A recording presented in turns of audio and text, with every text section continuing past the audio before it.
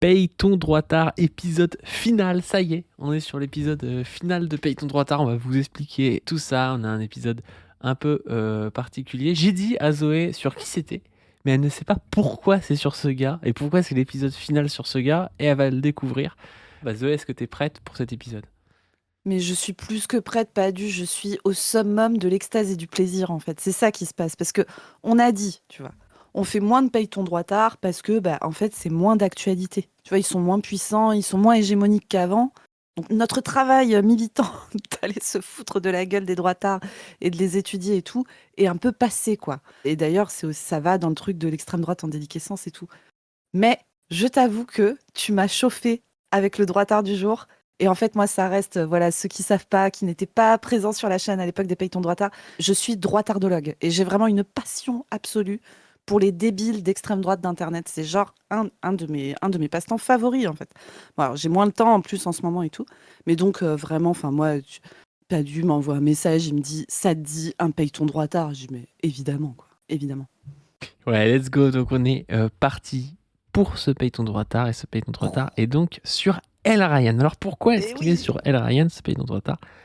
Faut savoir que j'ai quand même plusieurs comptes fake, et puis j'ai un compte fake qui est dans la newsletter de Ryan. Parce que moi, je suis un monsieur informé, j'ai différentes possibilités pour m'informer sur l'extrême droite, et j'ai un compte fake donc, reçoit la newsletter de Ryan. Et je reçois une notif, je vois El Ryan, et tout, je clique.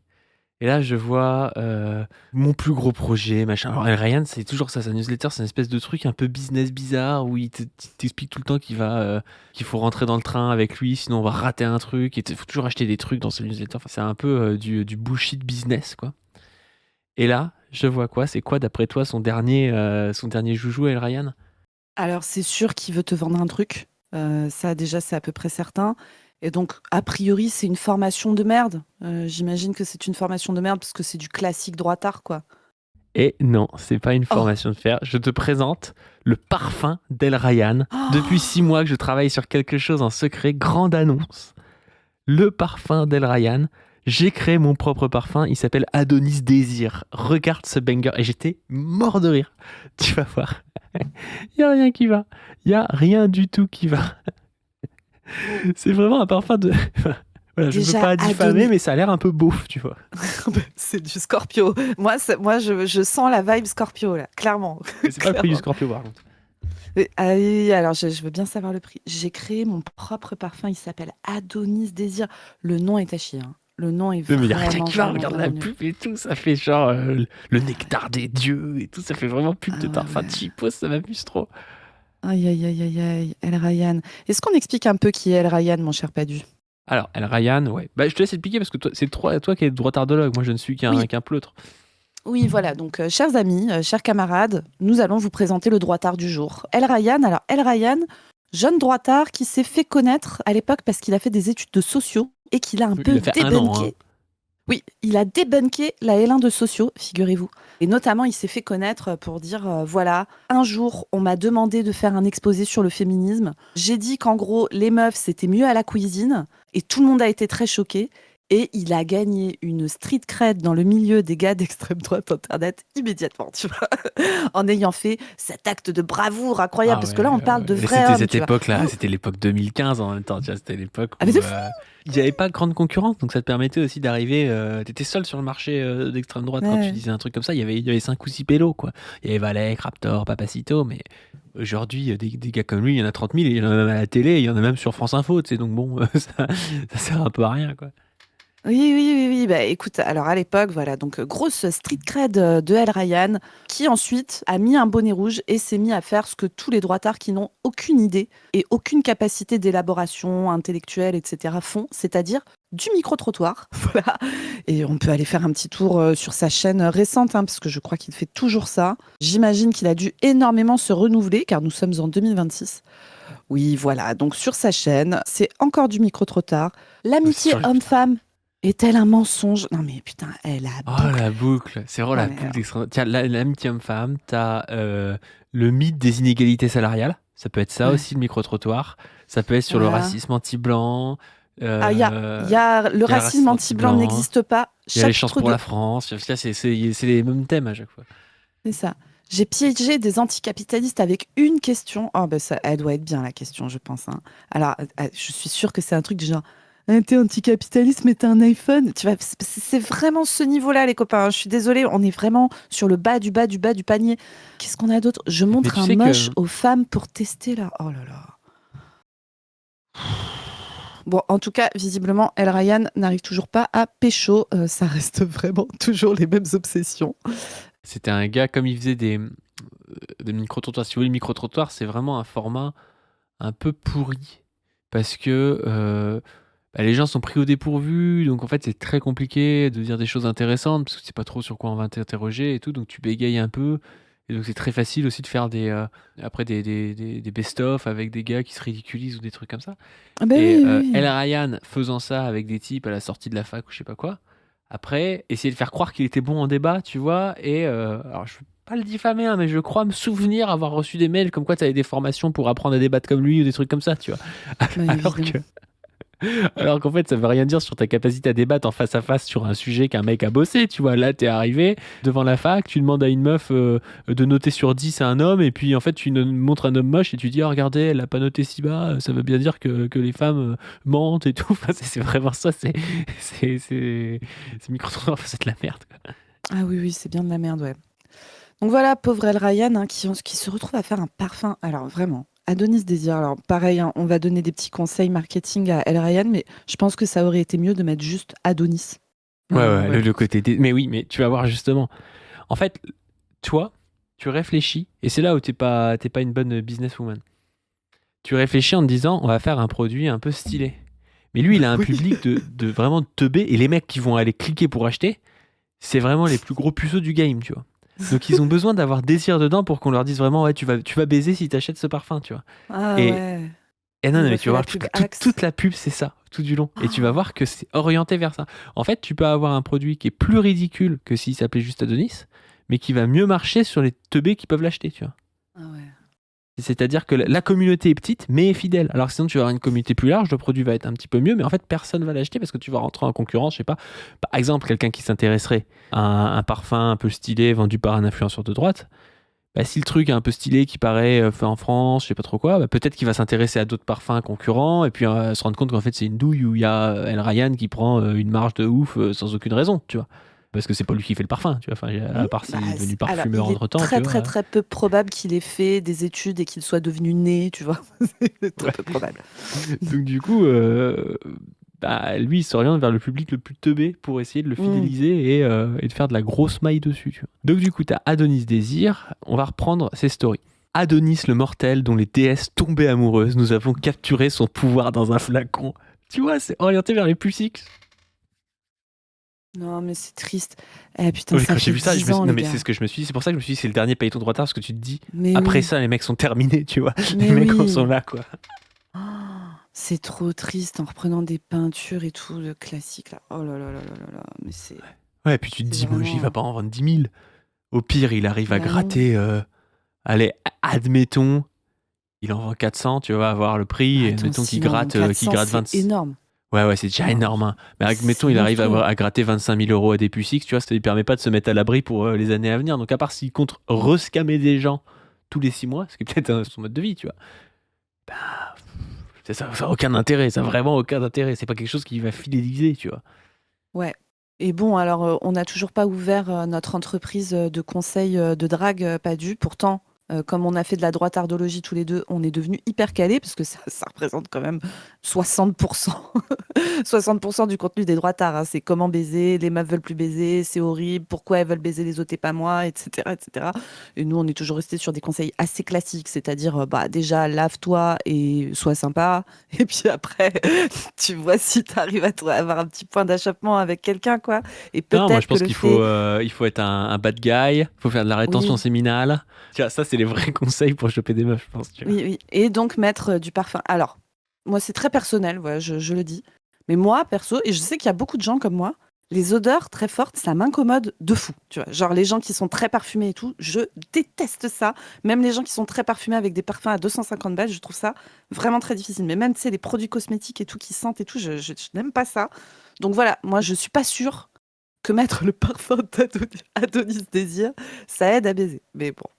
T'arrives chez un mec, il a des bustes en plâtre et le parfum de Ah Ryan, ouais. tu te dis Un buste l'odeur de du gars. Napoléon, un buste de Nietzsche, Un buste de Jordan Peterson. oui, et tu sais, un bracelet, tu sais, les bracelets de merde, là. Comment il s'appelle, ce truc de bijoux de droitard, là? Kalos! Kalos, ah oui, Kalos, le bon vieux Kalos. Truc de Kalos, trop moche et tout. Avec des espèces de bracelets, tu sais, avec des épées dessus et tout. Aïe, aïe, aïe. Et là, le gars a mis Adonis Désir comme parfum. Et là, t'es sûr que c'est dur, quoi. Adonis est né de la myrrhe dans la mythologie grecque. C'est la note centrale de ce parfum. Un Mmh. sillage ambré, boisé et magnétique conçu à grâce pour ne laisser aucune femme indifférente. Alors, moi, ça peut m'accommoder, par exemple. Voilà. Mais Non, mais tu vas voir, parce que justement, il a fait un micro-trottoir pour le faire sentir à des meufs. Je te spoil un peu. Et tu vas avoir les avis de vraies femmes. Tu vas savoir ce qu'en pensent les meufs et à Oh quel là point tu là. pourrais pécho grâce à ça. Ah putain. En 72 heures, vous êtes déjà 53 à avoir fait la précommande. Je veux dire, quand t'as genre 200 000 abonnés, que ça sera produit, que t'as 53 pélos qu'on précommandé en 72 heures, tu ne l'affiches pas. Tu vois, c'est la règle Oui, numéro 1. non. Tu ne l'affiches C'est pas pas. Tu bon. vois. C'est un Bah non. flop de zinzin. Tu vois. Alors oui, pour lui, s'il se fait, je sais pas, là on voit des 70 balles, donc c'était peut-être les précommandes, parce que maintenant ça coûte 89, tu vois. Mais 70 balles, admettons qu'il gratte dessus.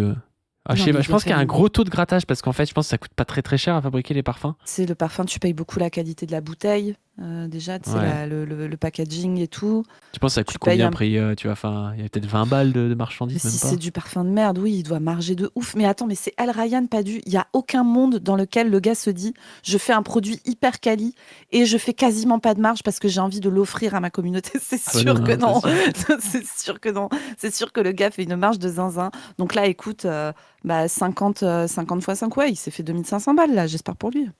Ouais, mais c'est pas incroyable, je veux dire, par rapport à la notoriété Non, du mec, tu vois. non. Tu vois, parce qu'on se moque de certains trucs, tu vois, les trucs de Baptiste Marché, où il reçoit des gens faire de la chasse et tout. En vrai, il y a un vrai truc, tu vois.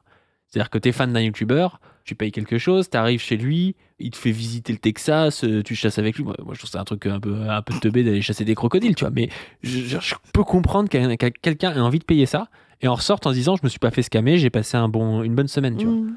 Mais, Mmh. mais là, c'est 100% un scam, tu vois. Oui, il y a aucun monde dans lequel ça n'en est pas un. Mais du coup, tu vois, on en revient toujours au même, c'est qu'en fait, les droitards, ils ont eu cette phase, tu sais, un peu d'hégémonie, mais où ils pullulaient sur le quinquennat Hollande et le début du quinquennat Macron et toutes ces, on l'a expliqué ça, mais l'extrême droite est passée pour très subversive et forte, etc. Et en plus, sur Internet, ils ont eu l'intelligence assez vite, tu vois, de s'approprier les codes Internet, d'accepter, tu vois, de faire des trucs un peu putaclic, etc., de montage très dynamique, chose que à l'époque, les gauchistes, un peu en mode pureté, étaient en mode non, moi je vais faire des vidéos longues où j'ai passé 8 mois à me documenter et chaque truc a une source, etc. Et eux, ils balançaient, balançaient, balançaient. Et en plus, avec un truc, tu vois, divertissant, etc., qui passait pour subversif et donc ça marchait super bien. Franchement, à ce moment-là, fin de la décennie 2010, ils avaient vraiment de l'audience et tout.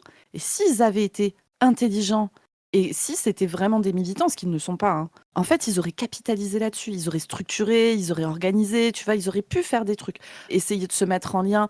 Bah, le peu qui ont essayé de faire ça, c'est ceux qui se sont barrés, tu vois, dans des médias type Frontières, etc. Mais plus comme un plan de carrière, quoi. Et donc, ils ont eu cette phase-là.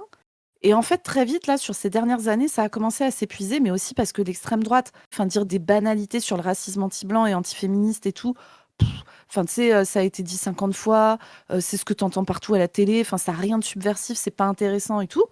Donc, ils ont eu cette phase-là, et maintenant, en fait, mais comme Thaïs avec son arnaque d'incel et tout, ils ne vivent que sur cette petite frange de leur auditoire, très captif, extrêmement, enfin, je pense, en situation de vulnérabilité, parce que, tu sais, Ah ouais, on, ouais, ouais. on rigole Ah ouais, là c'est de sur l'abus de faiblesse, là. Hein. mais bien sûr, et on rigole un peu sur les puceaux, etc. C'est une manière. Bon, après, ça reste des gars turbo d'extrême droite et tout, c'est bon, on peut se foutre un peu de leur gueule aussi, tu vois.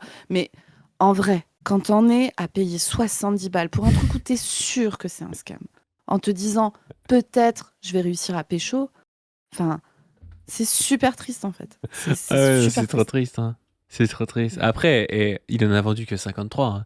Ça se trouve, déjà, il y a 10 trolls dedans, tu vois. Donc, il y a peut-être que 43 gars assez teubés pour avoir acheté ça premier degré, tu vois. Ouais. Ce qui est quand même, à l'échelle de la France, voilà, c'est... Alors, il y a une autre possibilité, pas dû, c'est qu'il en a vendu 2 et qu'il dit qu'il en a vendu 53. Il y c'est a possible. aussi ce monde qui existe. Voilà. Peut-être sa grand-mère qui a acheté aussi. Hein. Ouais, bon, je suis même pas sûre. Franchement, t'imagines ton petit-fils, et là, il dit, ouais, mamie, je fais des micro-trottoirs sur Internet où je demande aux meufs de classer des mecs moches et je leur demande si elles sont hyper gamme. Et là, je vais sortir un parfum pour apprendre à des puceaux à baiser. Mais moi, ce Mamie, qui me je fait pense trop qu'elle. rire, c'est que El Ryan, il avait ce côté, à un moment donné, vous savez, il y avait El Ryan, Raptor, Valek, Bruno Le Salé, Papacito. Ils faisaient vraiment des trucs ensemble et tout. Et puis, à un moment donné, ils se sont engueulés. Il y a Valek et Bruno Le Salé, qui sont sûrement les personnes un peu les plus saines, je pense, là-dedans, tu vois, qui sont partis à Andorre, non mais c'est vrai, qui sont partis à Andorre, qui font leur bail, qui sont un peu complotistes, machin, ça reste des trucs d'extrême droite, tu vois, mais ils sont partis faire leur bail un peu de leur côté, sans essayer de faire comme Raptor à jouer je suis le plus grand businessman du monde, tu vois, sans essayer de faire encore plus ridicule comme El Ryan, c'est-à-dire de suivre Raptor, parce qu'El Oui, Ryan c'était devenu le chien-chien de Raptor, qui oui, dit ouais oui. moi aussi je suis un businessman, regardez, mais en fait il essaie de gratter un peu des vues à Raptor, tu vois, et puis Papacito, bah tu me diras, il est peut-être plus talentueux que les autres, mais lui, il est vraiment dans des bails. On sait pas où il va, tu vois. Je comprends pas ce qu'il fait, tu vois. Je comprends la démarche qu'ont eu Valek et Bruno Le Salé, qui est une démarche individualiste, mais un peu de vivre avec leur famille à Andorre et de faire de la grosse thune, tu vois. Oui, Je la comprends plus que ce que fait Papacito, où il veut à moitié faire de la politique, mais à la fois il crache sur la politique de droite parce qu'il dit qu'en fait les politiques de droite, c'est pas des vrais catholiques comme avant, alors que c'était évident il y a 10 ans, tu vois, c'était pas nouveau, tu vois. est-ce que Papacito, c'est pas un peu le trot de l'extrême droite? Tu vois, il trouve que ils sont pas assez purs dans leur droitardisme. Il fait scission, il s'engueule avec tout le monde et tout. Parce que Papacito, quand t'écoutes son podcast là, alors, que j'ai pas écouté depuis longtemps, mais en plus, tu sais, il est dans un truc full catholique, machin. Enfin, il est dans un truc qui est très en dehors de la Ouais. période d'ailleurs. Enfin, tu vois, qui est très très anachronique et qui va pas marcher, c'est sûr. Tu vois, politiquement, parce que Ouais, ça la Bible, répond c'est son pas aux programme de problèmes de. transition un peu, tu sais. Oui, oui, oui, oui. Donc, tu vois, est-ce qu'il a pas, tu vois, genre, on peut pas vraiment penser un trotskiste d'extrême droite, mais tu sais, dans son rapport à son camp politique et à sa Alors, manière de débat penser la parallèle. politique. Bref, il s'est engueulé avec tout le monde, il a chié sur tout le monde, apparemment, il y a des trucs. Je vous jure, hein, on peut pas tout vous faire, mais oh, tu sais, il y a Cro-Blanc, là, il fait des trucs, un truc qu'il appelle les newsers, où ils sont 4. Donc il y a lui, psychodélique, et il y a 2 autres gars. En général, souvent c'est des gars que je connais pas parce que je suis moins au taquet sur les néo-droitards. Je connais surtout les droitards d'il y a quelques années. Les nouveaux, Ouais, tout ça, j'arrive pas surtout trop pour à suivre. suivre les nouveaux newsers, tu vois. Ouais, Genre, c'est oui. des mecs qui connaissent pas mieux la politique que Psychodélique ou Cro-Blanc. Non, Ils disent la même chose avec moins d'aisance parce qu'ils en font moins, enfin, depuis moins longtemps. Je veux dire, ça ah n'a oui, aucun oui. intérêt, tu vois. Bref, et Cro-Blanc, il avait fait tout un truc où il a expliqué que voilà, Papacito, il a été horrible avec lui, il a été méchant, etc. Il passe des vocaux où Papacito l'insulte, mais vraiment, enfin, c'est n'importe quoi. Et Cro-Blanc, tu vois, pareil, je l'ai vu, donc il lance son truc, les newsers et tout, et il lance sa formation pour apprendre à faire du format newsing, tu vois. Ah bon? Mais en disant, comme la news politique, bah en tout cas, il l'a annoncé. Après, je sais pas s'il va vraiment le faire. En fait, c'est Cro-Blanc, il y a souvent, il dit des trucs et puis après, il les fait pas, quoi. Mais, mais tu vois, c'est vraiment ce gars, tu vois, qui se dit, ouais, donc voilà, le format sortir des trucs tous les jours et tout ça. Et il précise quand même, parce que c'est pas un escroc, que le format de la news politique d'extrême droite, c'est-à-dire lire le moindre article de merde, oui, dans le Connecticut, il y a une personne trans qui est rentrée dans des chiottes, je sais pas quoi, enfin, tu vois, des trucs de merde. Et donc il dit, en fait, je vais vous former à faire de la news, mais sur d'autres thèmes que la politique d'extrême droite. Le foot, C'est pas euh, con. les C'est bûcherons. pas, c'est pas le truc le plus con, hein. C'est pas le truc le plus con, mais bon, ça reste vraiment du scam, quoi. Mais donc voilà, en fait, leur devenir, aux gars d'extrême droite d'Internet, c'est tous de devenir des boutiquiers, comme ce ne sont pas des militants, et qu'ils n'arrivent pas à faire collectif, parce que leur structure mentale les empêche, tu vois. Bah, du coup, en fait, ils ont perdu tout danger, parce qu'ils vont tous vers un truc d'entrepreneuriat, libertarien, machin, au moment où le capitalisme va se péter la gueule, et vous allez tous pleurer des larmes de sang dans quelques années, mais bon, Mais ça, c'est là c'est qu'on leur retombe sur problème. nos pattes, tu vois. Enfin, que je retombe sur mes pattes parce que c'est ce à quoi je pensais tout à l'heure.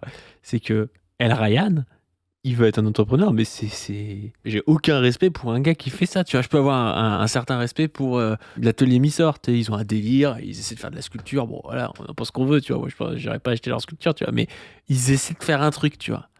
Mais là, c'est même pas de l'entrepreneuriat, enfin, c'est digne des pires scammers Ah, bah, des influx Insta. voleurs, Ouais, c'est ça, des des influx influx voleurs voleurs, et tout. clairement. C'est vraiment ces trucs-là. Soit c'est les gars qui essaient de faire des paris sportifs à des gens en Oui. situation de vulnérabilité, ou tu sais, les vieilles influenceuses là qui vendent des trucs en dropshipping mais qui les vendent 50 fois le prix. Tu vois, c'est vraiment ce truc-là. Tu vois, j'ai aucun respect pour ça pour le coup. Et donc, tu as dit qu'il y avait une vidéo de présentation. Moi, j'ai envie de voir la vidéo de présentation, hein.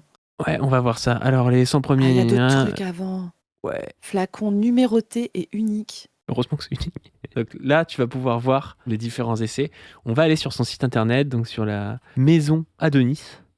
Et donc il y a Adonis Désir. L'édition fondateur est sold out, hein. Donc désolé si vous regardez la vidéo aujourd'hui, vous ne pourrez Ah pas ouais, avoir l'édition fondateur numérotée. ouais, ouais. Vous n'êtes pas allé assez 89 vite. Vous euros. savez, il y a un chrono sur la page qui se remet à 15 minutes à chaque fois que vous vous reconnectez sur la page. C'est ça le truc. Adonis Désir en mouvement. Elles adorent le parfum. Oh. Elles adorent le parfum, donc t'as que des meufs. Eh les filles, j'espère que vous vous êtes fait payer. Hein. J'espère. Eh là, faut prendre des billets sur ces trucs-là. Hein. Tu lui dis, moi je dis bien ta merde, mais tu me payes 200 balles. Vraiment, faut faire ça. Hein. Faites ça, hein, pitié. Ah, je pensais Alors des moi, meufs dans la rue et tout qui se sont fait avoir. Hein. Oh là là, l'enfer. Ouais, j'adore. L'enfer. Ouais. C'est pas trop fort et c'est pas non plus quelque chose que j'ai déjà senti 150 fois. Ça se démarque. Ouais. C'est une douceur masculine, si je pouvais décrire ça. Sur une échelle de 1 à 10, tu mettrais quoi en note? Bien 9 ou 10, hein. Ah ouais, donc ça te plaît vraiment J'adore, beaucoup. vraiment.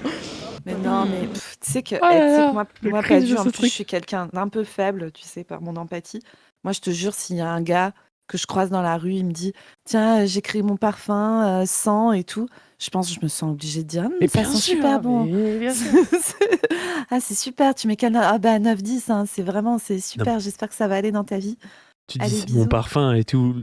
Tu fais sentir à allez, 30 meufs, il y en a bien au moins 15-20 qui vont dire Mais que ça sent oui, super qui bon, disent tu c'est vois. super. En plus, encore plus les meufs où on est vraiment conditionné à faire en sorte que la personne en face de nous aille bien, tu vois. On est vraiment conditionné à être toutes oui, oui, à dire oui à des trucs de merde, tu vois. D'ailleurs, les commerciaux, les démarchages et tout le savent. Hein, que... Tu sais, les recruteurs de donateurs, là, tu sais, les gars qui sont embauchés par Amnesty International ou Médecins du Monde et tout ça pour recruter des donateurs. Moi, tu vois, je suis la cible de ces mecs. Mais Ah, mais vraiment. moi, je me suis fait Ça... recruter par la Croix-Rouge. Hein. Le gars, il était trop fort. Hein. Ouais, ouais, Je bah lui ai dit, après. en plus, moi, je voulais donner la Croix-Rouge, donc ça me gênait pas, tu vois. Mais genre, le gars était vraiment. Ah, mais ils Tu sont sais, formés. il était sympa. Vraiment, c'est un gars, il s'y connaît plus en psychologie que beaucoup de gens qui font de la psychologie, tu vois. Il savait te mettre à l'aise, tu vois. Enfin, c'était pas le mec cringe avec son trac qui pue. Tu sais que j'ai failli faire Voilà, ça, je ne moi, dis comme rien taf. sur les gens qui ont des tracts un petit peu surfaits communisme, mais voilà. Oui, tu sais, j'ai failli faire ça, moi, comme taf. Mais il y avait un mode de recrutement, donc tu sais, t'es pas recruté par l'asso, hein, t'es recruté par une boîte qui forme des recruteurs de donateurs et qui bosse pour Bien sûr. plusieurs assos. Et j'en ai fait plein des recrutements comme ça, tu sais, quand je cherchais des tafs étudiants, des trucs comme ça. C'était un entretien collectif. Tu connais le concept des entretiens collectifs? C'est horrible. T'arrives, t'es 10 et t'as un recruteur, tu vois, un recruteur qui a des manches relevées, tu vois, le gars doit être payé pas si cher que ça, mais en fait, il doit avoir des primes et tout, je sais pas quoi. Bref, et en gros, ils te font parler entre soi, débattre entre toi, et tu sais que sur les 10, ils vont en retenir 3 pour l'entretien individuel. Et vraiment, mais moi, ça, je peux pas, en fait. Ça me cringe trop. Donc à chaque fois, moi, je n'ouvrais pas ma gueule et j'étais là, non, en vrai, je vais aller faire le boulot, là, de trier des pommes à l'usine d'agroalimentaire, ça sera très bien. Tu vois, je vais faire ça. Oui. Ça va très clair. Bref. Hein. Ah bah de fou. Donc voilà, j'ai pas été recrutrice de donateur du coup. Mais par contre, je suis ce pigeon qui n'ose pas te dire, donc maintenant, tu sais, je mets mon casque, maintenant j'ai ma nouvelle technique, je mets mon casque et je fais comme si j'avais pas entendu le gars, parce que je sais qu'à partir du moment où il va me dire, ah mais juste 2 minutes et tout, je vais dire, ah putain, je peux pas l'envoyer chier. Et du coup, je vais quand même lui Et répondre toi, et t'es il la va me meuf qui tenir la répond jambe. en allemand pour faire genre t'es allemande et le mec te parle en allemand et t'es baisé. Oui, c'est ça, voilà. Ça peut aller à plein de types de personnes différentes. Ok. Je trouve ça pas du tout écœurant enfin pas trop fort quoi comme mot là. Sur une échelle de 1 à 10, tu mettrais combien en note? Je mettrais 8,5. Ok. Moi j'adore. Putain, mais j'adore parce qu'en fait, moi, il a essayé de recruter des meufs qu'il considère un peu jolies et tout pour les mettre dans son truc et qu'il y ait des pucix qui se disent ouais, j'ai chopé cette meuf si je mets ce parfum, tu vois. Enfin, c'est gros comme une maison. C'est vraiment, vraiment, vraiment de l'abus de faiblesse, quoi. C'est vraiment pas là-dessus que vous allez pécho. Hein. Alors, si t'es sale et que tu sens pas bon, je dis pas que c'est pas possible de trouver quelqu'un, mais c'est plus compliqué, tu vois. Hein. Au premier abord, ça rebute un peu, quoi. Enfin, tu vois. Donc, il y a un truc de sélection négative. C'est-à-dire que si tu pues, ça va être compliqué. Mais si tu mets du parfum, c'est pas du tout gagné, quoi. Enfin, c'est. Bref. Non, Voire même, mais tu tombes sur une meuf comme moi, et moi, les mecs parfumés forts et tout, je déteste. j'ai même envie de dire, c'est le dernier L'ADN truc, je de veux la dire, maison. c'est vraiment pas important, quoi. Mais attends, mais l'ADN de la maison. Tu vois, là, je vois le texte défiler. Tu sais, tu fais du parfum. Le parfum, c'est vraiment un truc un peu luxe et tout. J'ai pas fait de marketing, tu vois, c'est pas mon taf. Mais Là, faut que tu dises un truc genre l'identité de la maison, tu vois. Mais c'est Ou écrit par IA, hein. c'est l'ADN de la maison, c'est moche en fait, ça va pas. Pour les hommes qui aiment plaire. Maison Adonis, c'est avant tout un état d'esprit. Les hommes Celui méritent de une l'homme maison qui qui leur se parle réveille. vraiment. Oh, c'est triste, hein. Mais une marque qui est construite autour d'un seul objectif, sublimer l'homme qui assume son pouvoir de séduction. L'ADN de la maison, c'est avant tout un esprit, celui d'un homme qui soigne son image, qui comprend que le détail fait la différence. Mais nous ne fabriquons pas simplement des produits, nous créons des outils de séduction. Oh putain, j'aimerais trop voir le prompt. Pensé et formulé pour ceux qui veulent marquer les esprits. Notre approche est radicalement différente. Chaque produit est développé en édition limitée avec une exigence de qualité qui ne laisse aucune place au compromis du sourcing des matières premières jusqu'au packaging final. Tout est pensé pour offrir une expérience à la hauteur de l'homme qui le porte. Dans sa story, il y a un truc marrant. Tu vas voir. Le parfum est conçu en collaboration avec un parfumeur dont c'est le métier. Moi, je trouve que ça fait tellement scammer de le préciser, tu sais. Parce qu'en Genre, fait, ça voudrait dire qu'il y aura un monde où le parfumeur, mec il y a- fait un parfum autour de ce parfumeur. Tu sais. Oui, et puis avec un parfumeur dont c'est pas le métier, du coup. C'est complètement débile. Aïe, aïe, aïe, aïe, aïe. Ah, Ah, ça, il est sans c'est- son bonnet, c'est pas souvent. Ah, mais ça revient vraiment vers des types de 16 ans ou quoi enfin, Bah oui, mais évidemment pas du. Non, ou des mecs de 35, mais qui sont vraiment pas bien, quoi. Bon, si je t'ai montré ça, c'est pour le joindre avec un extrait sur lequel j'ai réagi sur Twitter. Un extrait de Julien Rochdy et qui marque aussi la fin des Paye ton droit tard. Pourquoi ? Parce qu'à la fois, du coup, on a vu que les mecs étaient devenus des boutiquiers, mais il y a un plot twist. Les gars qui réfléchissent, leurs théoriciens, ont aussi jeté les armes un peu, si vous voulez le contexte. Julien Rochdy, donc c'est un penseur d'extrême droite, on a déjà parlé de lui de nombreuses fois, et notamment il y a un Paye ton droit tard sur lui. J'ai fait sur ma chaîne personnelle une série de 6 vidéos sur Julien Rochdy, un peu introduction à la philosophie, mais en partant d'une conférence de Rochdy sur la philosophie où il fait pas mal d'erreurs et où j'essaie de le débunker. Il y en a une notamment où il revendique l'idéalisme, il dit voilà, la droite c'est l'idéalisme, puis il comprend pas vraiment trop ce que c'est l'idéalisme, il confond l'idéalisme avec le fait, l'idéalisme philosophique, avec le fait d'avoir des idéaux, de se battre pour une cause, quoi. Alors que c'est pas du tout ça l'idéalisme en philosophie, c'est plutôt considérer que les idées sont premières. Par exemple, qu'il y a une nature humaine indépendante de la matière et de son évolution biologique et historique, quoi. Et donc lui, évidemment, ça renvoie vers des conceptions soit déistes, de dire, bon, voilà, ça a été créé de tout temps, machin, soit génétique et un peu... permet aussi un peu le racisme, parce que ça permet de dire qu'il y a des choses qui sont fixes, que s'il y a une supériorité, par exemple, des hommes blancs, c'est parce qu'il y a une nature de l'homme blanc, indépendamment voilà, des rapports concrets et des rapports de domination internationaux et de l'impérialisme, par exemple, et que cette nature est supérieure, par exemple. Alors il va dire, non, mais c'est juste que je dis juste qu'elle est différente. Elle est différente, mais bon, elle permet de dominer le monde, donc voilà, elle est peut-être un peu mieux quand même. Et donc, en gros, c'est ça. Et aujourd'hui, son discours a évolué, et il nous explique l'inverse, et je pense que on n'est pas pour rien dans cette évolution quand même. Moi, je lis constamment des auteurs de gauche. Je lis même des auteurs marxistes. Je lis Lucien Goldman, par exemple, en ce moment, en partie.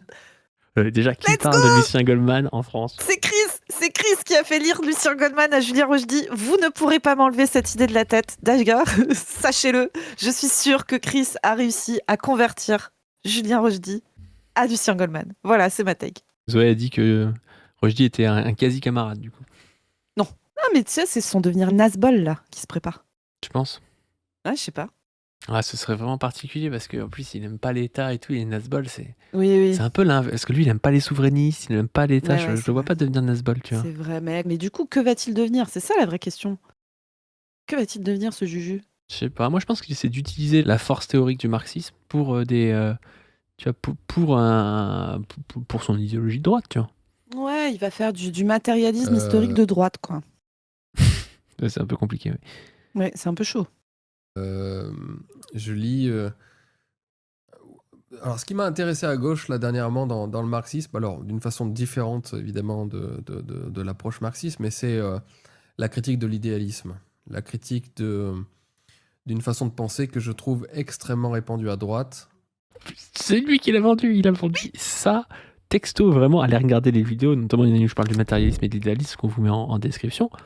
Il a vendu cette idée dans ses conférences en disant le problème aujourd'hui c'est qu'il y a des gens de droite qui abandonnent l'idéalisme, la vraie droite est idéaliste, tu vois. Et justement lui il dit que la droite, si mes souvenirs sont bons, il dit que la droite orléaniste, donc la droite un peu financière, les monarchistes financiers, qui ont pris le pouvoir en 1830, voilà, enfin des années post-restauration, début du 19e siècle. Vous avez les légitimistes qui sont plus des propriétaires, on va dire, fonciers, et puis vous avez les ornéanistes qui sont plus une espèce de monarchistes libéraux financiers, quoi. Et lui, il va dire, en fait, le problème, c'est que ces monarchistes libéraux financiers qui, au final, ont plus pris le pouvoir sur les autres, ils se sont fait manger par la bourgeoisie et ils étaient trop matérialistes. Parce que pour lui, être matérialiste, c'est considérer que c'est Et important, aimer les les biens, objets. la matière, machin, Oui, c'est les biens de consommation. l'utilisation en langage courant du terme de matérialisme, quoi. Oui, sauf que le terme matérialiste, ça veut dire plutôt la primauté de la matérialité, quoi. Donc Oui. la matérialité, c'est ça qui va produire le monde, les idées, quoi. Enfin, Mhm. bref, je l'explique beaucoup mieux dans ma vidéo, parce que c'est des vrais enjeux philosophiques. Il y a des idéalistes, comme dit Lénine, qui sont plus proches des matérialistes que des mauvais matérialistes, quoi. Parce qu'il y a des gens qui se disent Mhm. matérialistes, mais en fait qui réintroduisent des dualismes ou des choses comme ça. Mhm. Et il y a des idéalistes qui sont très intéressants, comme Kant, par exemple, comme Hegel, comme Husserl, voilà, qui sont des penseurs qui sont assez intéressants. Mais bref, là, il vient du coup nous expliquer qu'il lit Lucien Goldman et qu'il critique l'idéalisme. Donc il a vraiment switché. Donc c'est-à-dire que le seul Et mec qui pense dans leur camp et qui ne vend pas des parfums et qui s'est pas barré en Andorre, lui, il est en train de dire faut lire Lucien Goldman et s'intéresser au matérialisme dialectique. Tu vois, c'est quand même une victoire. Et par ailleurs, tu vois, parce qu'il dit je lis beaucoup d'auteurs de gauche. Mais vraie question, les droitards, si vous regardez ça, avez-vous des auteurs de droite actuels? Parce que c'est ça aussi le truc. Qui Sclérosie. produit qui produit de la pensée, qui produit des nouvelles analyses du monde, actualisées, à la période qu'on vit aujourd'hui, etc. Qui fait ça à droite? Que ce soit dans les politiques les plus en vue ou dans leurs intellectuels. Qui fait ça? Ils en ont pas besoin, hein. Mais la vérité, c'est comme ils sont hyper hégémoniques et tout depuis longtemps, ils en ont pas besoin. Et donc, tu sais, je vais leur retourner leur argument. Les temps difficiles créent des hommes forts et les temps apaisés créent des hommes faibles. Et bien là, la droite, vous êtes exactement dans cette situation où vous êtes trop à l'aise, les choses vous sont trop données, vous avez trop de pouvoir et du coup, vous ne produisez plus d'intellectuels intéressants. Ben voilà. Tant pis pour vous, hein, on va prendre le pouvoir. Et à l'extrême droite, encore plus à l'extrême droite d'ailleurs qu'à droite, et que je critique aujourd'hui véhément. Honnêtement, le matérialisme marxiste, même s'il a ses angles morts, s'il a, comme on dit, s'il a ses points aveugles, est souvent plus réaliste qu'un certain idéalisme de droite. Il a mis 10 ans à se rendre compte de ça, quand même, tu vois. Oui. Bah écoute. Les gens qui partent de l'analyse de la réalité concrète, ils étaient plus réalistes que les gens qui partent de l'analyse des valeurs et des mythes, tu vois. Ok, tu vois. C'est un peu Il est n'importe- toujours c'est drôle. royaliste ou pas? Parce qu'il était royaliste à un moment là. Il avait dit Sire, revenez, la France par à volo. Il y a pas Ah longtemps. bon? Il avait dit ça? Oui. Oui, il avait dit ça sur Twitter. Mais j'aime pas. Alors, on le fait des fois, hein, tu me diras. Mais les gens qui te disent ouais, il y a plein de défauts, mais tu sais, qui disent pas lesquels. C'est Oui. insupportable. Oui, il y aurait plein de choses à lui reprocher. Bon, on va pas le faire. Tu sais, c'est des techniques Viktorovitch, ça. Ouais, c'est insupportable. Le mec qui faisait beaucoup ça, c'était Chéniaud. Tu sais, il disait moi, j'ai déjà démontré dans d'autres vidéos, mais tu sais jamais lesquelles. Oui. Tu sais jamais trop ce C'est qu'il a ça. dit, tu sais. Dans mon livre de 500 pages auto-édité. Ne prend que les idées dans le monde des idées et pense qu'une idée est peut-être la même et peut-être aussi vertueuse et aussi bonne au 19e siècle qu'aujourd'hui, sans jamais les replacer dans leur contexte et sans jamais penser la dialectique en histoire. Je remarque beaucoup en ce moment ça. C'est improbable qu'il dise ça. Bah Par oui. contre, on va être de bonne foi avec lui. Ça a toujours été un droitard qui a essayé d'actualiser les idées de droite. Oui, dans le c'est vrai. sens où, tu sais, c'est un mec un peu en mode on va pas retourner en arrière, on va faire Mhm. tu sais, un peu développer les forces productives dans un sens un peu, tu sais, fascisme écolo bizarre. Oui. Il pense vraiment ça, Julien Rogy. Donc c'est pas nouveau qu'il essaie d'actualiser les choses, par contre. Mais philosophiquement, il refusait de l'avouer. Et jusqu'à là, il le disait pas philosophiquement qu'on avait raison, tu vois. Je pense d'ailleurs que pour la droite, c'est peut-être plus intelligent parce que Ah, mais évidemment. les solutions de droite sont rincées depuis 50 ans, sont les mêmes et ne fonctionnent pas. Donc essayer de proposer un espèce de technofascisme et tout, ça peut faire vendre leur projet. Et il y avait un peu de ça aussi dans le truc. Tu sais, je pense que Trump a été aussi poussé un peu par ça. C'est ce truc de l'alliance avec Musk. Le président du Salvador aussi, Nayib Bukele, était un peu là-dedans. Ouais. C'est en mode je vais acheter du Bitcoin, machin et tout. C'est un peu ridicule, mais il y a de ça. Ça explique la fascination aussi parfois des droitards pour la Chine, tu sais. Qu'ils aiment pas, mais qui tiennent en respect quand même parce qu'ils se rendent compte qu'il y a une supériorité technologique, tu vois. Bah oui.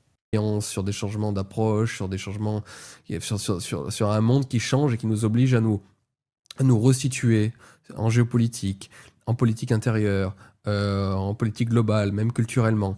Non, la droite, et l'extrême droite en particulier, est de plus en plus idéaliste. C'est-à-dire, non, elle est fixée sur certaines idées, et ces idées valent toujours la même chose, quel que soit le siècle, quelles que soient les années, et il n'y a aucune vision dialectique, et c'est une droite qui a perdu même la pensée d'Héraclite, quoi, que on se baigne. En La vrai, tu droite vas, Rochdi. n'a jamais été pour la pensée d'Héraclite, c'est toujours Non. été nous qui avons Mm. dit on ne se baigne jamais dans le même fleuve. Mais oui. Mais tu vois, là, Rochdi, en vrai, je pense que s'il est un peu honnête intellectuellement, il regarde l'état de son camp, qu'a bandé sur l'arrivée de Trump au pouvoir, etc., ou toutes les personnes qui étaient juste un peu basées, mais même, tu vois, sans parler de marxisme, etc., juste qui regarde un petit peu la macroéconomie, les choix de Trump et tout ça, enfin, c'était évident que ça allait courir à la catastrophe, tu vois. Évident. Et je pense que lui, il regarde son camp, il voit tout à l'international se recomposer et tout. Il voit à quel point son camp ne fait que faire les pires choix, soutenir les pires gars, tu vois, sans se poser la question de leur position par rapport au rapport de force. C'est-à-dire que vraiment le kiff des droitards sur Trump, c'était vraiment un truc, tu sais, de ah là là, il a bien niqué les gauchistes, il est trop fort, tu vois. Enfin, tu sais, c'était vraiment ce niveau-là, sans se dire ouais, mais la manière dont il va gérer la puissance américaine, nous Français, tu vois, parce qu'ils sont censés être un peu centrés sur leur gueule. En plus, ils sont pas internationalistes, tu vois, les droitards. Nous Français, comment on va pouvoir trouver notre place là-dedans? Est-ce que le gars va pas nous baiser et tout? Et je pense que si effectivement tu regardes objectivement l'état intellectuel de ce camp, c'est à pleurer, je pense, quand t'es de ce camp-là, quoi. Moi, je pense que Rushdie, il se rend compte de ça. C'est un gars qui, en fait, qui a un rôle un peu de penseur indépendant. Alors, je ne suis pas en train de vous dire que c'est un grand Bah, c'est penseur ou en quoi tout que ce cas, soit. c'est le rôle qu'il a Mais- envie d'avoir, ouais. Oui, mais il a une réelle indépendance. C'est-à-dire que c'est pas Mm. il a quitté le FN il y a, je sais pas, il y a 10 ans. Je pense qu'il vit de ses bouquins. Et donc, du coup, il peut se permettre de penser. C'est-à-dire qu'il a du temps pour être en dehors des choses et voir qu'est-ce qui marche pas. Et je pense qu'à un moment donné, lui, il était très critique du marinisme, du souverainisme, de Marine Le Pen, de tout ça, tu vois. Alors peut-être qu'il a eu la tentation à un moment donné Bardella. Et je pense qu'il est en train de se rendre compte que Bardella, c'est peut-être le mauvais cheval. Et qu'en fait, bah, ils vont se faire baiser, que ça va être Bardella ou Retailleau, et que ça va être du macronisme en plus raciste, et que lui, je pense qu'il a peur au fond que ce soit la gauche qui gagne après ça, tu vois, que en fait, ça ne permette pas une hégémonie de la droite, et je pense qu'il a en partie raison s'il pense ça, quoi. Si tu regardes les choses en face, c'est comme ça. Parce qu'en fait, quand t'es pris dans des dynamiques de parti, il serait resté au RN, là, il n'aurait pas cette possibilité d'être un peu plus en dehors, on va dire, des choses pour essayer de les regarder un peu plus objectivement. Et c'est pour ça qu'il prend peut-être le temps de regarder. Il avait dit qu'il regardait sur Internet des marxistes et tout. Je pense qu'il nous regarde parfois. Je pense qu'il regarde aussi d'autres youtubeurs ou streamers de gauche. Et je pense qu'il voit qu'au final, la gauche est en train de monter, notamment la gauche communiste. Et ce qui critiquait, c'est-à-dire des espèces d'étudiants woke ou je sais pas trop quoi, et ben en fait, c'est pas ça qui compte aujourd'hui sur Internet. Bah Qu'aujourd'hui, des organisations sont en train de monter, tu vois. Mm. Peut-être pas assez vite, peut-être qu'il y a des choses à faire, mais il y a vraiment des organisations de gauche radicale, communistes qui sont en train de monter, et qu'à droite, il n'y a rien de tout ça, tu vois. Enfin, pour eux, il faut se remettre en question à un moment donné, quand ton seul achievement, c'est de faire un parfum, tu vois, pour des puceaux. Mais bien c'est sûr. pas- C'est pas incroyable, quoi. Et comme tu l'as rappelé, la différence de Rochdi par rapport à ces autres gars, c'est que Rochdi, il a une vraie expérience collective de politique, tu sais. D'être dans un parti, de gérer les rapports de force, d'organiser une campagne, de penser un projet politique, de rencontrer des gars qui sont sur ta ligne à l'international, d'essayer de faire des alliances. Ça, il sait. Et je pense que c'est ce qui le rend un peu moins naïf et stupide sur son approche de la politique, bien que pour plein de raisons, je ne suis pas d'accord avec lui. Jamais deux fois dans le même fleuve, que les choses évoluent en permanence. Et moi, Oui, juste pour ceux qui sont pas au courant, parce qu'on a peut-être name droppé Héraclite sans savoir. Héraclite, donc c'est un pré-socratique, les penseurs avant Socrate, je sais pas, Parménide, même on pourrait considérer Thalès ou Pythagore ou des gens comme ça, quoi. Enfin, des vieux penseurs avant Socrate, on appelle ça les pré-socratiques. À partir de Socrate, on passe un peu à l'ère moderne de la philosophie avec Socrate, Platon, Aristote, Épicure, enfin voilà, tous ces penseurs que vous connaissez. Et les présocratiques, on n'a que des fragments d'eux. Donc vous avez des livres comme ça, fragments de présocratiques, vous avez un Pléiade avec plein de fragments et tout, c'est très dur à lire. En fait, faut lire des analystes pour essayer de comprendre un peu ce qu'ils racontent. Et typiquement, Héraclite, c'est le penseur qui est vu comme le précurseur de la dialectique, parce que c'est quelqu'un qui dit, en gros, qu'on ne se baigne jamais deux fois dans le même fleuve, c'est-à-dire que tout change toujours tout le temps, quoi. Tout est en train de changer et qu'il y a une vraie dynamique, un vrai déroulement, une sorte d'historicité, quoi. Et Héraclite est quelqu'un qui est très apprécié par les marxistes dans l'histoire des idées, on va dire. Donc là, il nous cite Héraclite, mais c'est encore une fois un peu étonnant parce que c'est pas du tout son courant de pensée. Moi, je suis très très sensible à ça aujourd'hui, à toutes ces évolutions qui obligent toujours à nous adapter intellectuellement et à comprendre par la dialectique ce que l'on Ouais, il parle de dialectique tout le temps, le gars, tu sais. Il l'a Oui. dit 5 fois, tu sais. peut faire aujourd'hui, comment on peut le faire, et en essayant d'éviter un maximum cet idéalisme qui est, à mon avis, totalement délétère et que je vois très très très très très très profondément ancré dans la pensée de droite. Ça va aussi avec le fait que les droitards un peu idéologues d'internet qu'ils pouvaient côtoyer et tout, c'est des types qui essaient juste de faire du clic et donc de taper sur des choses faciles que les gens vont pas remettre en cause, des valeurs, des choses comme ça, et ça c'est très ancré pour le coup, et t'as jamais de réflexion, tu vois, quand tu dis t'essaies de pousser des sentiments ou des trucs racistes et tout dans les gens, bah tu leur dis regardez, il y a un noir, il a fait ça, enfin ça a aucun intérêt. Et je sais que Rushdie, c'était un gars qui critiquait un peu ça, les newsers à un moment donné. Oui. Ça ne permet pas de penser. D'ailleurs, Conversano pourrait s'inscrire aussi dans ce truc avec Rushdie, des gars qui essaient de penser une international fascisme, un peu techno-nazi, tu vois. Enfin, Ouais. un peu, on va mettre l'IA, on va faire en sorte qu'il y ait que des blancs grâce à ça, tu vois. C'est pas exactement le même bail, tu vois. Mais tu vois, la question c'est, donc là, cette extrême droite de cette période va s'effondrer. Tu vois. Enfin, est en train de s'effondrer, va probablement s'effondrer. Ça veut pas dire que l'extrême droite est finito pour toujours, pas du tout. Et là, en fait, l'extrême droite va muter. Et donc la question, c'est vers quoi ils vont muter. Tu vois, là, quand tu me dis que Rushdie, il est un peu bandeur de Chine et tout, je pense qu'il y a plein de droitards qui vont être bandeurs de Chine. Je sais pas s'il l'est, mais il y a plein de droitards qui le Oui, sont. mais évidemment, enfin, tu vois. Et en fait, la Chine, l'évolution de la Chine actuellement, tu peux en avoir une lecture. C'est pour ça que je te parlais de Nazbol tout à l'heure.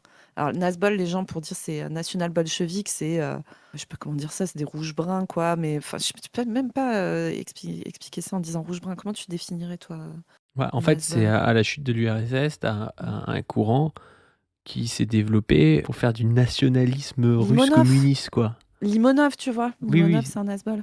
Et oui, c'est ça. Mais c'est Mm. ouais, une sorte de, je sais pas, enfin, de suprémacisme russe, mais très étatisé, très, Oui, très, c'est très ça. planificateur. Avec de Donc, la planification, etc. ouais. Ouais. Pas Et libéral, tu quoi. vois, Mais bon, ça a jamais moi, tu vraiment vois, régné, ce je truc. pense Hein. que les mecs qui vont être bandeurs de Chine, la conclusion qu'ils vont tirer, c'est la puissance de la planification. Parce que c'est clairement le truc que, de manière transpartisane, tu peux reconnaître à la réussite actuelle, enfin, l'évolution technologique, etc., actuelle de la Chine. Et donc, moi, je me dis que ces gars-là, ils vont, tu vois, sur les nouvelles questions écologiques, la question technologique, tu vois, toutes les nouvelles technologies qui arrivent et qui changent les rapports au travail, au monde, à la production intellectuelle, à la production industrielle et tout ça. Tu vas avoir des gars, donc, tu sais, dans l'écologie d'extrême droite, tu as toute une branche très technophobe, tu vois, qui sont, à mon L'écologie avis, de gauche moi. aussi, d'ailleurs. Oui, dans l'écologie de gauche aussi. Moi, je pense que ces mecs sont des ennemis parce que ils tiennent des discours qui, en substance, sont des discours déjà vraiment des discours de gars du centre impérialiste, mais vraiment. Il faut avoir une position dans le centre impérialiste pour avoir cette vision-là des choses. Mais en plus, on en avait parlé quand on a parlé d'Antitech Résistance, c'est que intrinsèquement derrière, ça porte une société extrêmement violente, tu vois, extrêmement validiste, extrêmement sexiste, etc. Et avec une soumission à des ordres dits naturels, tu vois, qui vont forcément recréer des hiérarchies entre les êtres humains extrêmement brutales et tout. Et c'est toujours les mêmes qui vont en pâtir et tout ça. Mais eux, en réalité, tu vois, leur système de cons anti-tech ne va pas marcher. Vraiment, moi, j'attends de voir créer une société, en l'état actuel du développement technique, hein, créer une société qui se passe d'électricité, tu vois, et de gens qui ont envie de cette société-là. Non, mais vraiment, tu vois, à part quelques gars qui vont monter un écolieu, un tiers-lieu, je sais pas quoi, jamais tu vas choper les masses, particulièrement les masses mondiales, internationales. Ouais, les Non. mecs qui ont envie de ça, c'est des gars qui ont un bilan carbone 10 fois le bilan carbone du Mais français bien moyen. sûr, je veux dire, personne, tu vois, qui est encore dans des problématiques de, il y a du paludisme, potentiellement, si t'as pas de moustiquaire, tes gosses, ils claquent, tu vois, et tout. Personne se dit, ah, je veux surtout pas de l'électricité, tu vois. Même Personne par ne se rapport dit aux ça. français moyens, je pense vraiment que ces gars-là, c'est des gars qui se réveillent après avoir fait 10 fois le tour du monde. Hein. Mais Une évidemment, certaine mais classe, tu, hein. enfin, mais bien sûr, tu vois, enfin, moi vraiment, en plus, tu vois, des gens qui vivent, tu sais, chichement, très en autonomie et tout. Chez moi, il y en a, mais tu sais, par nécessité matérielle, en fait, et puis par habitude, tu sais, de mecs qui ont toujours fait pousser eux-mêmes leurs légumes, qui chassent pour. Moi, j'ai vraiment chez moi des gens qui chassent pour manger. C'est pas du loisir, tu vois. C'est qu'en fait, sinon, ils s'achètent pas de viande, ils ont pas la thune. Mais par contre, ils savent chasser, etc. Et la viande qu'ils mangent, c'est la viande qu'ils chassent, quoi. Et le poisson qu'ils mangent, c'est le poisson qu'ils pêchent. Même ces gars-là, tu leur dis, on va arrêter l'électricité. Je pense que le gars, il te regarde, il dit, mais pourquoi faire? Enfin, tu vois. c'est- Donc en fait, ce projet politique-là, moi je pense que à gauche, il faut être hyper vigilant là-dessus parce que ça peut nous empêcher de proposer un projet politique qui parle aux masses. si ça devient un peu hégémonique dans notre discours et tout. Mais à l'extrême droite, tu vois, cette branche-là, écofasciste, technophobe et tout, je pense qu'ils vont crever. Par contre, une branche écofasciste, technophile, qui veut s'approprier des techniques de planification et tout, c'est peut-être vers ça que ça va aller, l'extrême droite, en vrai. Ouais, c'est pas impossible, hein. C'est pas... De toute façon, si les recettes néolibérales sont au bout du bout du bout du bout du bout, et la réalité, on le dit souvent, c'est que la production est déjà planifiée à travers des monopoles privés, mais planifiée par, je sais pas, par Amazon, par Oui, Walmart. oui. Il y a déjà de la planification. Donc le rapport à la planification, c'est est-ce que tu fais semblant de fermer les yeux en te disant ah ouais, non, en fait, on va être libéral et tout, alors que tout est déjà planifié, ou est-ce que tu dis ben, l'État va devoir reprendre la main parfois sur certains trucs ou imposer des règles, imposer des lois, tu vois. Ces Mm. lois, elles peuvent être dans un sens de hiérarchie raciale, sexiste ou des choses comme ça. C'est pas impossible de faire une planification sexiste ou une planification Bien sûr, raciste. Et je pense que bien c'est sûr. vers ça qu'ils peuvent aller, tu vois. Et tu peux pousser le truc, planifier les naissances, tu sais, imposer à des meufs de tomber enceinte un certain nombre de... Tu peux vraiment pousser le truc dans des trucs vraiment de merde, hein. Mm. Vraiment, vraiment. Donc oui, oui, moi je pense que c'est vers ça qu'ils vont aller, parce que je vois pas trop, tu vois, le libertarianisme, par exemple. Franchement, le On va libertarianisme entendre se casser la gueule, hein, ça finit avec de la mais viande bien d'âne, tout sûr, ça. c'est Donc, finito, ça ne va pas marcher. D'autant plus à l'échelle mondiale, avec la puissance de la Chine aujourd'hui, la pensée libertarienne est finito, tu vois, avec cette puissance-là. Le seul exemple de gars vraiment libertarien qui arrive au pouvoir, c'est Milei. Vous avez fait une très bonne vidéo dessus assez récemment, mais c'est un échec absolu en termes de production industrielle et tout. Et tu vois que même les droitards qui ont kiffé l'arrivée de Milei au pouvoir et tout, objectivement, quand ils voient ces effondrements de la production industrielle de 20%, plein de gens qui peuvent plus se payer de la bouffe et tout. Enfin, tu vois, personne peut dire ouais, non, mais en fait, vous avez pas bien vu. Enfin, tu sais, il reste il y a juste de 3 l'ISNA. tocards. Oui, voilà, non, mais voilà, 3 tocards qu'en plus tu vois beaucoup sur Twitter parce que les gars ont rien d'autre à foutre de leur journée que ça, tu vois. Mais sinon, les gens normaux, ils se rendent bien compte que ça marche pas. Donc, le libertarianisme est fini aussi. Et donc, la question, c'est comment, dans ce nouvel ordre mondial et tout, l'extrême droite va se recomposer et va potentiellement redevenir un problème pour nous parce qu'ils auront un projet de société adéquat à proposer, ce qui n'est pas le cas aujourd'hui. Et d'ailleurs, est-ce que c'est pas le mot de la fin? Parce que est-ce que c'est pas quand est-ce que Paye ton droitard saison 2 pourra revenir? Parce que Ouais, c'est ça. si l'extrême droite redevient intéressante, on pourra la réanalyser. Oui, Aujourd'hui, on considère qu'elle est finito sur Internet. Je veux dire, on pourrait faire. Je veux dire, il y a des trucs, les zinzins, Conversano et incel, tout, là. mecto, je sais pas trop quoi qu'on a déjà fait, on pourrait en refaire, mais Oui, c'est un peu la boucle, tu vois. oui, Euh, il n'y a rien de très nouveau. voilà, il n'y a rien de très nouveau. Mais Mm. si, par contre, l'extrême droite 3.0 qui remonte sur des thèmes un peu différents et tout, ça pourrait être intéressant, on le réanalysera. Ou à l'occasion, tu sais, d'une crise qui est pas prévisible, tu sais, une grosse pandémie comme on a pu vivre, etc. Enfin, tu pourras peut-être, tu sais, ça va dépendre aussi des aléas de l'histoire. Si ça part en mode grosse guerre vénère, machin, là, il y aura des nouveaux trucs qui vont pouvoir apparaître aussi à ce moment-là. Mais oui, clairement, voilà, les copains, vous savez que la saison 2 de Paye ton droitard commencera quand l'extrême droite essaiera d'avoir un truc à proposer, ce qui n'est actuellement pas le cas. Alors, on va continuer à se foutre de la gueule du RN et de Reconquête, hein, évidemment. Mais ouais, tu vois, C'était pas des Reconquête, Paye ton par droitard, exemple. ça. Non, non, ça, c'est pas des Paye ton Paye ton droitard. Et tu vois, droitard, c'était plus Knafo, droitard Internet. l'évolution de Knafo va être intéressante à regarder aussi. Parce que Knafo, t'as vu, elle se positionne pendant sa campagne et tout. Elle essaye de se positionner différemment que s'est positionné Zemmour. Ouais, Donc, c'est intéressant, mais intelligente, ouais. ouais, Knafo, elle est maligne, ouais. Donc, enfin, elle est maligne. Oui, elle Politiquement. est quand même, Elle je manœuvre pense, bien. oui, Ouais, elle est oui, bien je pense conseillée. qu'elle s'est manœuvrée, puis elle est dedans depuis qu'elle est gamine, hein, donc Ouais. Ouais. elle sait faire. Bon, Bref, n'hésitez pas à aller voir les autres Paye ton droitard si vous les avez pas vus. Il y a une playlist dédiée à tout ça. N'hésitez pas aussi à venir nous rejoindre à notre soirée anti-impérialiste. Enfin, soirée d'ailleurs, ça commence, je crois, les entrées, c'est à 16h30 à l'université Paris-Nanterre où on a une projection débat. Je te laisse parler peut-être un peu de tout ça, Zoé, je sais que tu le vends mieux oui. que moi. Les copains, le 13 juin, parce que nous, on fait des trucs, contrairement à l'extrême droite, on vend pas des parfums de merde. On lance le premier film de l'association, produit par l'association La Brèche, lors d'un événement qu'on va faire avec Position Revue, qui est notre revue, la revue de notre asso. C'est un film qui a été tourné à Cuba. Le film a été tourné début janvier 2026, juste après l'attaque états-unienne contre le Venezuela.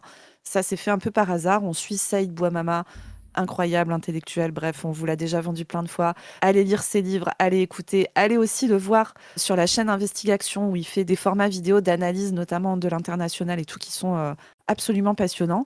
On suit Saïd Bouamama qui était à Cuba pour la commémoration des 60 ans de la tricontinentale, qui a été une rencontre de ce qu'on appelait le tiers-monde à l'époque, voilà, de la périphérie impérialiste qui, avec donc des pays particulièrement d'Asie et d'Amérique du Sud, marxistes, Et qui d'Afrique. se sont réunis à Cuba et d'Afrique C'est pour aussi, ça que oui, c'était bien sûr. continental. Et en excluant plus ou moins les pays occidentaux à l'époque. Et ça a été un moment très important. Saïd a écrit un super livre dessus que je vous conseille. Et donc, c'était les 60 ans, là, donc il y avait la commémoration. On a suivi Saïd là-bas. Il se trouve que c'est arrivé juste après l'attaque vénézuélienne et donc que l'équipe est tombée au moment où Cuba récupérait notamment les corps des soldats qui sont morts au combat, parce que ça n'a pas été beaucoup dit, mais il y a des dizaines de personnes qui ont perdu la vie pendant cette attaque états-unienne, 32 soldats cubains, et donc il y avait le rapatriement de ces 30 personnes décédées, et donc l'équipe a aussi pu voir l'émotion sur l'île déjà, parce que les États-Unis sont leurs bourreaux depuis des décennies et des décennies, et ils tiennent malgré tout. Là, Cuba est dans une situation extrêmement compliquée, de plus en plus difficile en fait depuis la période du Covid. Et vous avez dû le voir, hein, mais il y a des problèmes maintenant d'accès majeur à l'énergie, etc. C'est-à-dire que même s'ils ont développé un excellent système de soins et tout, en fait, les États-Unis sont vraiment en train d'essayer de les asphyxier. Et donc, plus que jamais, parler de Cuba, parler de ce que représente aussi cette alternative politique, parler de ce qu'est concrètement la lutte anti-impérialiste. Et là, vraiment, le docu va être incroyable parce que vous allez voir des images de ce que c'est qu'un peuple qui est face à cette menace-là et s'organise pour résister malgré des conditions extrêmement, extrêmement compliquées.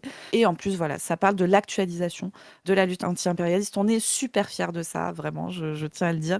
Et donc, on fait l'avant-première en projection à Nanterre le 13 juin à 16h30, enfin à partir de 16h30. On vous projette le film. Et puis ensuite, il y aura une conférence que j'animerai où on reçoit évidemment Saïd Bouamama qui sera dans le film. Et il y aura aussi Salim Lamrani qui est un universitaire qui est spécialiste de Cuba et de ses relations avec les États-Unis. Je pense que ça va être déjà un très beau film, mais surtout une conférence extrêmement intéressante. Il y aura bien sûr des temps de présentation et des temps de questions. On a très très hâte de pouvoir partager ça avec vous. Et donc, vous pouvez réserver vos places. On a mis le prix le plus bas possible. On a mis 5 € pour pouvoir rentrer dans nos frais. Et bien sûr, si vous voulez nous aider à nous financer plus, vous pouvez. Il y a aussi une soirée qu'on vous propose juste après dans un bar qu'on a réservé dans le 18e. Alors, au moment où vous verrez cette vidéo, il est probable qu'il n'y ait plus de place à la soirée. Voilà, je vous le dis, alors Super. vérifiez quand même. Il y a moins de place pour la soirée que pour la projection, où là, on a prévu vraiment un très, très grand endroit. Donc, normalement, vous allez pouvoir prendre vos places pendant plusieurs semaines pour que tous ceux qui ont envie de venir puissent venir. On a trop hâte de vous voir là-bas, on a trop hâte de vous présenter tout ça. Et je me permets aussi, parce qu'on a complètement oublié de faire la com, je ne sais pas si ça sera encore d'actualité quand vous verrez cette vidéo, mais avec Chris et un autre camarade de la Brèche que vous ne voyez pas à l'écran habituellement, nous sommes invités à un festival qui s'appelle le Festival des Palourdes et qui est organisé à côté de Dinan en Bretagne. Et on est invité, c'est un festival qui parle d'habitat éco-construit, de solutions alternatives sur le logement et tout.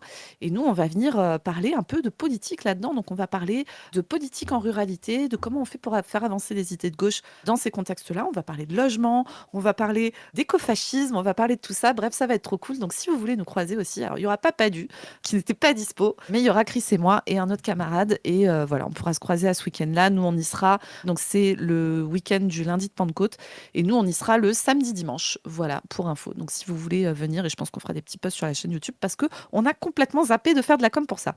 Vous pouvez aussi aller voir la vidéo d'Abdi dans Nantes, la Nantes coloniale, une déambulation avec Thomas Bouli. La vidéo est trop, trop bien. Vraiment, allez voir ça. Vous pouvez aller écouter le dernier épisode des podcasts des Voix de l'exploitation, le podcast de Position Revue, où c'est un travailleur qui a travaillé dans le bâtiment et en mécanique auto, qui parle de ses conditions de travail, de la pressurisation, de la manière dont on utilise les très jeunes apprentis, de la manière dont on met en danger les travailleurs. Ça parle d'accidents de travail, de santé au travail. C'est super intéressant. C'est vraiment des travailleurs qu'on n'entend jamais parler.